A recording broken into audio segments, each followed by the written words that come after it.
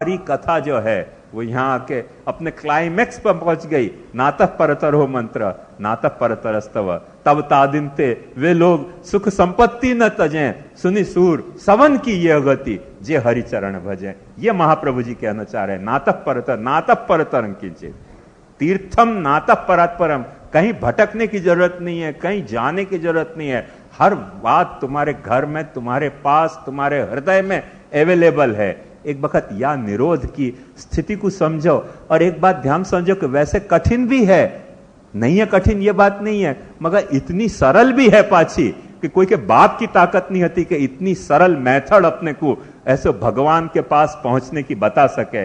इतनी सरल मेथड महाप्रभु जी ने बताई। न जहाँ कहीं पुरोहित को व्यवधान है, न कोई पंडा को व्यवधान है, न कोई पंडित को व्यवधान है। सिर्फ व्यवधान है तो तुम्हारे कमिटमेंट को व्यवधान है। तुम कमिटेड हो कि नहीं, व्यवधान है तो या को व्यवधान है। एक वक्त तुम कमिटेड हो जाओ प्रभु सु, सारे तुम्हारे व्यवधान दूर हो रहे हैं। बस या क्षण में दूसरा वो जो अंतरपट है वो हट रहे है और एक हस्त मिलाप होने जा रहे है। पर वो अंतरपट जो है ना, वो तुम्हारे लैक ऑफ कमिटमेंट को अंतरपट है। वर वधु के बीच में, स्वामी सेवक के बीच में, या अंतरपट को हटाओ और देखो हस्त मिलाप कितनी जल्दी से होने जा रहे हो। एक वक्त हटाने के लिए तुम्हारे में उत्सुकता होनी चाहिए, वो बस वाकई आवश्यकता है। तो फिर कोई चीज यासु बड़ी नहीं रह जाएगी, कहीं भटकने की जरूरत नहीं रह जाएगी। ये संक्षेप में अपन ने निरोध देखो।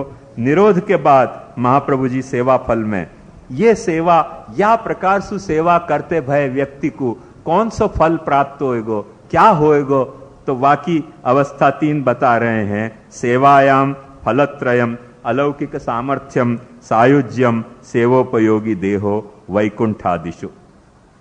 सेवा में 3 तरह के फल हैं। सेवा के 3 तरह के फल नहीं है, ध्यान से समझो। सेवा में 3 तरह के फल हैं, सेवा के 3 तरह के फल नहीं है। सेवा ना 3 फलो નથી કે સેવા કરીએ પછી 3 ફલો મળશે। સેવા કરતા કરતા આપણને 3 ફલો કઈ જાતના મળી શકે છે, અથવા 3 માંથી કયો એક ફલ મળી શકે છે। सेवा के में 3 फल हैं, अलौकिक सामर्थ्य, सायुज्य, सेवोपयोगी देहो वैकुंठादिशु। अलौकिक सामर्थ्य क, सायुज्य ख, सेवोपयोगी देह वैकुंठादिशु। वैकुंठादि लोक में सेवोपयोगी देह, वह बात को महाप्रभु जी आज्ञा कर रहे हैं। यादृशी सेवना प्रोक्ता, जैसी मैंने सेवा कही अभी तक, कहां से लेके यमुनाष्टक से लेके निरोध लक्षण तक जो मैंने सेवा को प्रकार बतायो है, वैसी कही भई सेवा के प्रकार को यदि तुम कर रहे हो, प्रोक्ता तत्सिद्ध हो, वो यदि तुमने करी तो फलम उच्यते। तुम कह रहे हम कमी कर ही नहीं रहे, तो महाप्रभु जी कैसे बताना कि क्या फल है। करो तो तुमको फल पता चले ना। तो अलौकिकस्य दाने ही चाद्य सिद्धेन मनोरथ।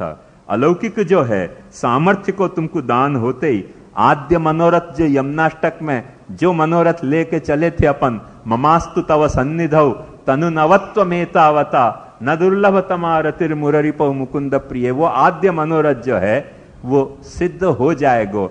एक बात ध्यान से समझो कि षोडश ग्रंथ के ये 16 ग्रंथन को क्रम महाप्रभु जी ने बनायो के नहीं बनायो, पर यमुनाष्टक पहलो है और सेवा फल छेलो है, यहां में कोई संदेह नहीं है।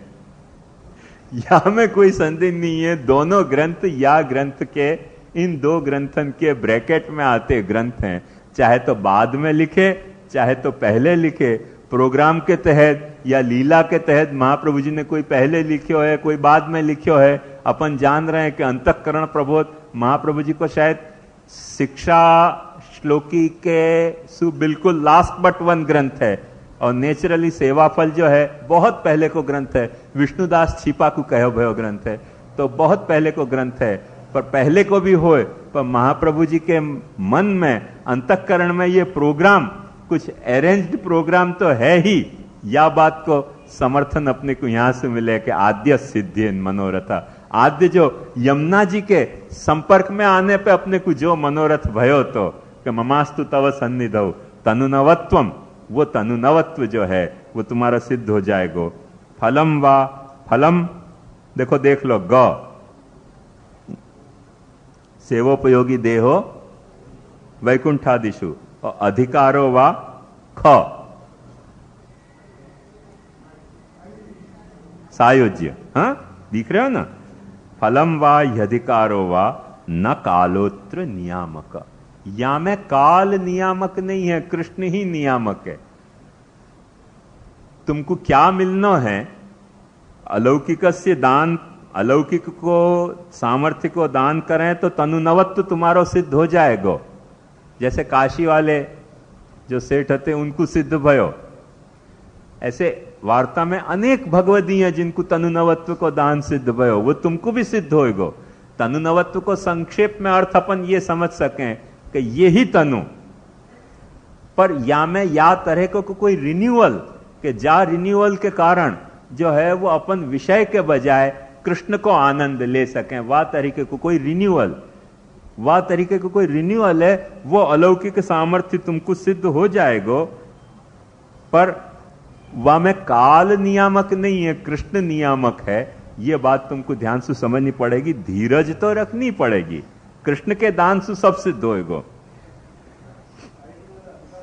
हैं? सायुज्य को अधिकार बाबा या लिए कहो कि ये जो सायुज्य है वो ज्ञान मार्गी सायुज्य नहीं है, सेवाधिकार रूप सायुज्य है। तो सायुज्य में जाके और फिर सेवा को अधिकार मिलेगा। और सेवोपयोगी देहो वैकुंठादिशु वह अधिकार नहीं है, वो तो फल ही है। जो यहां फल मिले हो है अलौकिक सामर्थ्य सु, वो फल आपको कंटिन्यू हो रहा है आगे भी, देहोत्तर भी। हाँ वो जो भी अर्थ आपको लेना है, जो भी अर्थ में लेना है, अनेक अर्थ वाक्य लिए गए, पर जो अर्थ लेना हो वो सेवाधिकार रूप है और ये सेवा रूप है। तो जो सेवा रूप है वो फल है, और जो सेवाधिकार रूप है वो थोड़ो विप्रयोग के बाद सेवा को अधिकार है। हाँ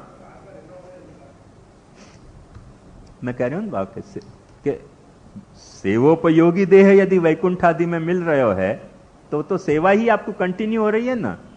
और यदि सेवोपयोगी देह वैकुंठ में आपको नहीं मिल रहे है, देहोत्तर या देह के बाद, तो आपको सायुज्य मिल रहे है। अब वो सायुज्य सेवोपयोगी देह को अधिकार रूप है, सेवोपयोगी देह को वो सायुज्य अधिकार रूप हो जाएगा। तो सेवायाम प्रतिबंधकत्रयम, कॉशस कितने, बस मुझे तो ये देखने की मजा आवे कि इतनी रामायण होने के बाद भी महाप्रभु जी कितने कॉशस हैं। कि अभी भी महाप्रभु जी लग रहे, फिर से समझाऊं थोड़ी बात, कि ये सेवा में जैसे 3 फल हो सके हैं, ऐसे या सेवा में 3 प्रतिबंधक भी हो सके। सेवायाम प्रतिबंधकत्रयम उद्वेग प्रतिबंधो भोगो वा। उद्वेग, उद्वेग सेवा में क्यों प्रतिबंधक है? नवरत्न को याद करो, भक्ति को कैंसल करते होने के कारण। प्रतिबंध क्यों बंधक है? प्रतिबंधक है तुम्हारी सेवा को कैंसल करते होने के कारण। और भोग क्यों प्रतिबंधक है? तुम्हारी अहंता ममता के भगवान में समर्पण को कैंसल करते होने के कारण।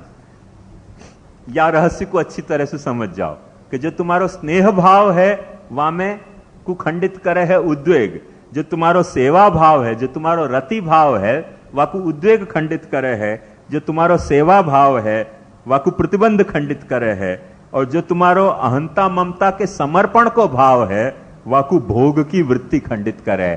क्यों?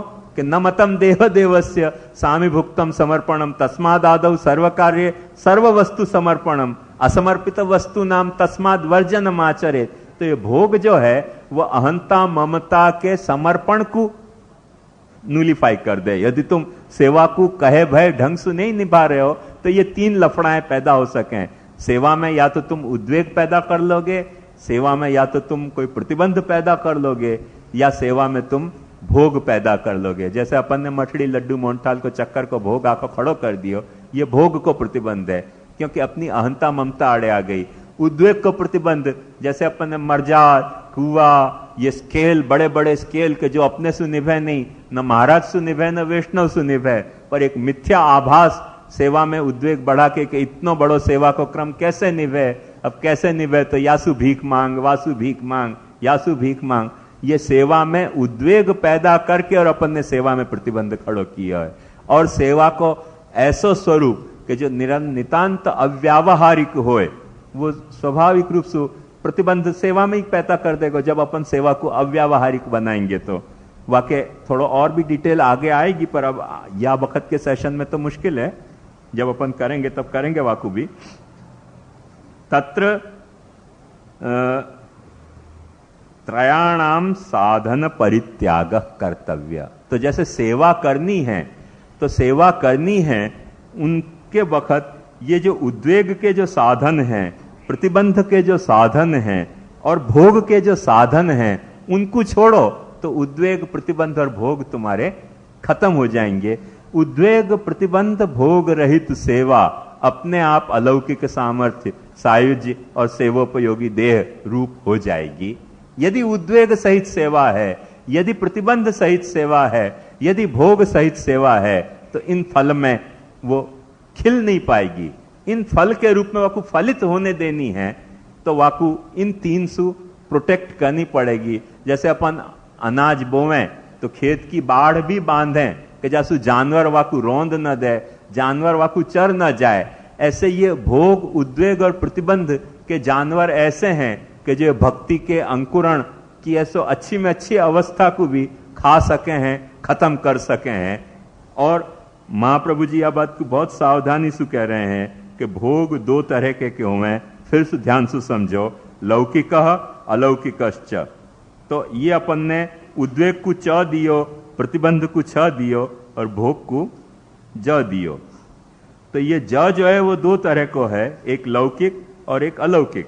तत्र लौकिकस त्याज्येव असमर्पित वस्तु नाम तस्मात् वर्जनमाचरेत। आज अपनी सेवा प्रणाली, मंदिराश्रित जो सेवा प्रणाली है, वहां में असमर्पित वस्तु नाम तस्माद वर्जनमाचरेत इंस्ट्रक्शन को कोई कीमत ही नहीं, अपन ने हड़ताल पोत के रखी है। ध्यान से समझो, असमर्पित वस्तु नाम तस्माद वर्जनमाचरेत पे हड़ताल पोत के रखी है, मैंने सफेदा पोत दियो है कि वो लाइन दिखे ही नहीं अपने को। महाप्रभु जी ऐसे नहीं कह रहे हैं। तत्र ये जाप साधन से पैदा हो रहे हैं ना लौकिक भोग, वह साधन को त्याग करो। ये जा साधन से लौकिक भोग पैदा हो रहे हो, वह साधन को त्याग करो। ये बात महाप्रभु जी त्रयाणाम साधन परित्याग कर्तव्य। एक मैं आपको खुलासा कर दूं बात को कि सेवा फल के पहले तक जितने भी शीर्षक दिए हैं वो टीकाकारण के आधार पर मैंने दिए हैं, और सेवा फल ग्रंथ को शीर्षक मैंने नहीं दिया है। महाप्रभु जी ने जो सेवा फल विवरण लिखो है वो नीचे फुटनोट के रूप में लिखो है, मैंने वाकू शीर्षक के रूप में यूनिफॉर्मिटी के लिहाज से चढ़ा दिया है, और वहां में थोड़े नंबरिंग और ये अल्फाबेटिंग कर दी है, बाकी और कुछ नहीं किया। कहीं वाक्य को जोड़ने के लिए एक आध कोई अक्षर लिखो है तो लिखो, नहीं तो वो को वही है। तो द्विविधा लौकिको अलौकिकश्च तत्र लौकिकस् त्याज्य, लौकिक तो छोड़ दो, और जो अलौकिक भोग है वासु डरने की जरूरत नहीं है। क्यों कि निवेदित समर्प्य सर्वम कुर्यादिति स्थिति, तो वो तो लौकिक भोग ही नहीं है, वो तो विषयासक्ति को नहीं है, भगवदासक्ति को भोग है। फलानाम मध्य प्रथमे प्रविशति, और तो तुम्हारा अलौकिक सामर्थ्य महाप्रभु जी कह रहे हैं कि तुम ठाकुर जी को समर्पित को मजा ले रहे हो। माने जो भी कुछ प्रभु को तुम समर्पित कर पा रहे हो, वह समर्पित विषय को जो भोग है वो अलौकिक सामर्थ्य को पार्ट है तुम्हारो। तुमने समर्पित कियो, तुम्हारे में अलौकिक सामर्थ्य को चैप्टर शुरू हो गए। जितो जितो समर्पित को भोग करते जा रहे हो, उतनी उतनी तुम्हारी सामर्थ्य बढ़ती जा रही है। यह बात को समझो। फलानाम मध्य प्रथमे प्रविशति, प्रतिबंधोपि द्विविधा, और प्रतिबंध भी 2 तरह का है। साधारणो भगवत कृतश्च, तो साधारण जो है प्रतिबंध वो कैसो है कि बुद्धिया त्याज्य। सेवा कर रहे हैं, कोई घंटी बजा रहे हो, कोई टेलीफोन आ रहे हो, कोई कुछ आ गई है, कोई छिवे आ गए हो, कोई छींक आ गई, कोई फलाने मेहमान आ गए, तो वो तो टैक्टफुली आदमी अपनी अरेंज करे तो ये सब बात को अरेंज कर सके। आजकल तो सब बात अरेंज हो सके। अपन ऐसे टेलीफोन में वो भी लगा सके कि भाई हमणा बिजी छे, तमारे जे कहीं कहવું હોય तो कही दो, પછી થોડીક વારમાં જવાબ આપશે। टेलीफोन भी अवॉइड कर सको, चाहे जो अवॉइड कर सके तो बुद्धि की बात है। या में कोई सिद्धांत की बात नहीं है, कैसे वाकू ऑर्गेनाइज करनो बुद्ध्या त्याज्य। और भगवत कृतश्चेत प्रतिबंध, भगवान कोई कियो भय यदि कोई प्रतिबंध है तो फिर एक बात समझ जाओ कि तदा भगवान फलम न दास्यति मंतव्यम, फिर तो समझ जाओ कि भगवान फल तुमको देनो नहीं चाह रहे हो। तब तुम कहोगे कि हम दूसरे की सेवा करेंगे, गिरिराज जी की सेवा करेंगे, यमुना जी की सेवा करेंगे, बापा की सेवा करेंगे, बापी की करेंगे, गोबा की करेंगे, ये सब व्यर्थ है। तदा अन्य सेवा भी व्यर्था, कुछ काम हासिल नहीं होने वाला, सब फालतू है। अन्य सेवा भी व्यर्था। तदा कृष्ण सु यदि कोई की अलग सेवा करी न तुमने, आसुरो यमिति निर्धार, समझ जाओ कि तुम आसुरावेश हो गए तुम्हारे में। कृष्ण से अलग कोई की सेवा करना क्यों चाह रहे हो तुम? तदा ज्ञान मार्गेण स्थातव्यम शोका भावायति, फिर ज्ञान मार्ग में स्थित हो जाओ, महात्म्य ज्ञान मार्ग में।